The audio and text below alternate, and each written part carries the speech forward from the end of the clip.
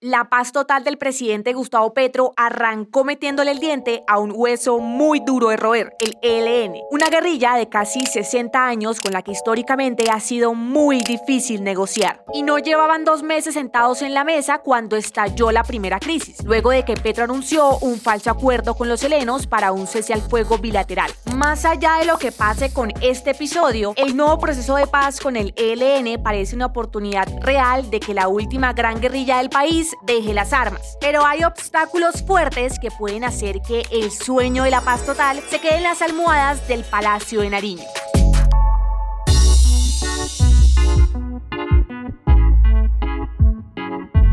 El ELN nació en 1964 en San Vicente del Chucurí, Santander, con 18 integrantes liderados por Fabio Vázquez, un estudiante quindiano becado en Cuba por el naciente régimen de Fidel Castro. Vázquez se había formado como guerrillero en la isla y volvió a Colombia, inspirado en la Revolución Cubana y en el Che Guevara, con la idea de emprender una lucha armada por la toma del poder. Era una época de euforia revolucionaria en la que las FARC habían nacido un poco antes con una base esencialmente campesina. El ELN comenzó a diferenciarse buscando incidencia en las ciudades y ganando adeptos entre universitarios, intelectuales e incluso sacerdotes católicos, como el recordado Camilo Torres, que se fue al monte después de haber ayudado a fundar la Facultad de Sociología de la Universidad Nacional. Camilo murió en su primer combate, pero marcó el vínculo histórico de esa guerrilla con la teología de la liberación, una corriente católica nacida en América Latina que tenía como bandera el trabajo con los más pobres. En los años 80, cuando el máximo comandante era otro cura, el español Manuel Pérez, el ELN se reestructuró para tener más impacto. Y con la bandera de que la explotación de petróleo sirviera para generar empleo y ganancias para los colombianos y no para las multinacionales, empezó a hacer atentados contra oleoductos y contra infraestructura petrolera para sacarles plata a las empresas de ese sector a punta de extorsiones. Hoy el ELN es la guerrilla que más se ha beneficiado de la economía del petróleo. A medida que creció, creó una forma de organizarse muy distinta a la de las FARC. Tiene un comandante que hoy es Eliezer Chamorro, alias Antonio García, pero él hace parte de un grupo llamado el Comando Central o COSE, donde lo acompañan un comandante político, uno de asuntos internacionales, uno financiero y uno encargado de la coordinación del resto de la guerrilla. Y aunque el COSE es la cabeza visible de la organización, las decisiones las toman en asamblea con la dirección nacional, un grupo de representantes del resto de la guerrilla que son los que comandan las tropas y la agenda política y económica del ELN en sus 5 frentes de guerra, distribuidos en las zonas donde históricamente ha operado esa guerrilla y que están integrados por frentes más pequeños.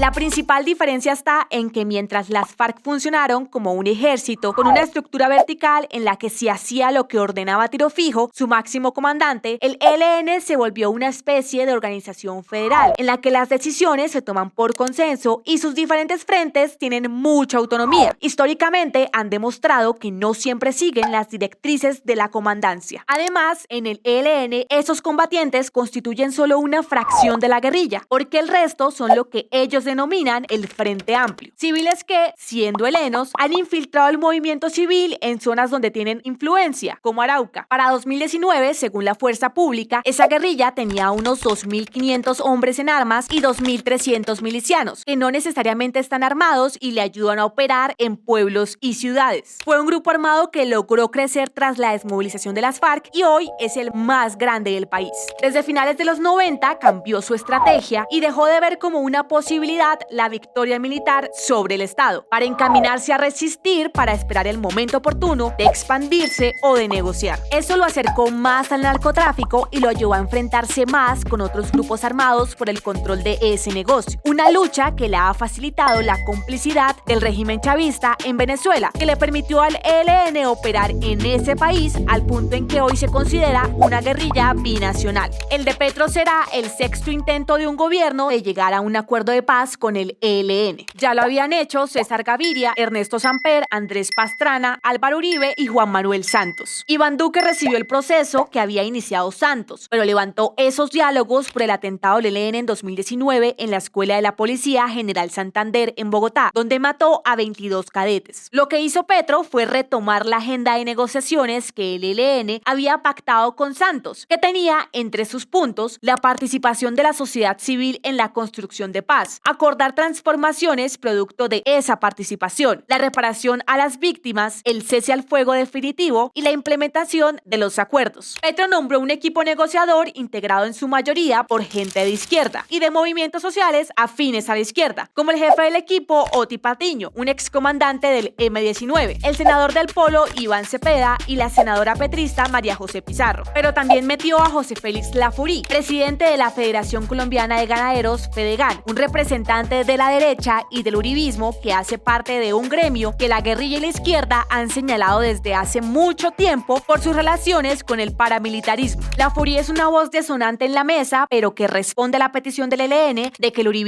estuviera presente en los diálogos. La negociación arrancó en noviembre de 2022. Hay factores que pueden facilitar que esta vez haya acuerdo y otras que podrían estropearlo. Las razones para el optimismo arrancan porque los líderes del ELN están viejos. Sus máximos dirigentes tienen más de 60 años, así que se trata de negociar o morir sin haber construido nada. La negociación que hasta ahora les propone Petro parece muy funcional para el ELN. No hay líneas rojas para sentarse a negociar, como soltar secuestrados o parar extorsiones u hostigamientos. El ELN está perdiendo terreno en Chocó, sur de Bolívar y sur del Cauca, frente a otros grupos, y eso puede impulsarlo más a negociar. Y por los lados de Venezuela, su gran aliado, para Maduro ahora es más útil facilitar la negociación que seguir resguardando a esa guerrilla, sobre todo después de que comenzó a acercarse a Estados Unidos y se sentó a dialogar con la oposición. Las razones para el pesimismo son que hasta ahora el gobierno de Petro ha mostrado improvisación, sobre todo por el caso del falso cese al fuego bilateral, y eso puede afectar la confianza y evitar que los diálogos fluyan. Dentro del mismo ELN pueden sabotear la negociación. Ya la JEP advirtió que 6 estructuras de esa guerrilla pueden propiciar rompimientos prematuros. Eso en parte se debe a la autonomía de sus frentes. Tampoco es claro que la afinidad ideológica de izquierda entre el gobierno de Petro y el ELN facilite las cosas. Hay expertos que, al contrario, advierten que eso hace más difícil llegar a acuerdos sobre cómo hacer los cambios propuestos en la mesa. Por ahora la negociación se hará en medio de la guerra, porque después de que el ELN desmintió a Petro sobre el acuerdo para un cese al fuego bilateral, el presidente dio la orden de mantener las operaciones contra esa guerrilla.